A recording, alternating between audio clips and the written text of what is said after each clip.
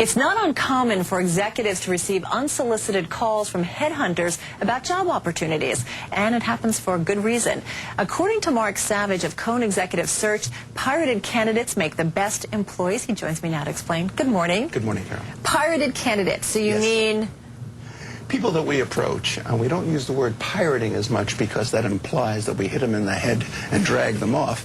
Actually, we don't even wave a lot of money underneath their noses.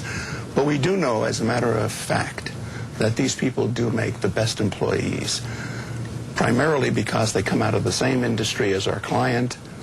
They hit the ground running on a Monday morning. There's no learning curve. And so we want those people before we want anyone else that might be out of work. So, Mark, you're saying for an executive search firm, your firm, what Yes. you're going to be looking for is people who are at other companies. You're not really looking for those executives who've been out of work for several months or something, to no fault of their own because of the environment we've been in, but that's not who you're interested in. Right. And we're a tool of the company. We cannot, and I wish we could, but we cannot help the individual who's out of work. There are people that do help them. These are the recruiting firms, and there are many tens of thousands of them. There are only 3,000 executive search firms. We are people who are dedicated to identifying people doing exactly the job that our client wants them to do, but they're doing it for someone else. What do you do more often? Is it basically a company comes to you and says, here's the kind of person we like, and go look at our competitors, or do you often yourselves go out and look at some of the competitors and look for interesting candidates? Well, it starts with the company. The company has a need. Someone died, retired, moved on one way or another. The ideal person to fit that job is going to be working at one of their competitors. And our job is to identify that individual, motivate that individual, and then evaluate whether or not he's really going to do the job. How do you motivate that individual? Not with money. Contrary to what a lot of people think, it's not money. Executives most often develop a lifestyle by the time they're 35 years of age. They're not going to move because of another $10,000 or $20,000. But better opportunity, more responsibility, where are they going to be in 5 years? Those are the things that tend to motivate these people to throw their hat in the ring.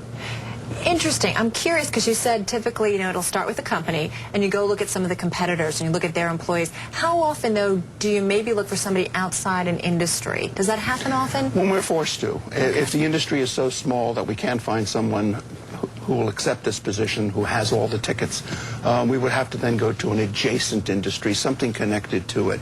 But we try to stay away, as far away as we possibly can, from industries that are not related at all to our client. Got to ask you, if I'm an employee at a company, I want to make a job switch, how can I initiate the process, or can I, to maybe go to a competitor through an executive search firm, or can I not? It's got to come exclusively from the company. There are a host of various tools that are available, from going to a recruiting firm to putting your resume together and perhaps not putting in your name or using a third party to help you do that if you don't want your boss to know that you're looking, to answering ads that are being run. So, do you guys accept resumes, though, directly? No, we don't, because we start a search from scratch, and after all, no two firms are exactly alike, and therefore no two sets of specifications are alike, so I'd rather start from scratch. Okay, Mark, thanks for coming in. We appreciate it.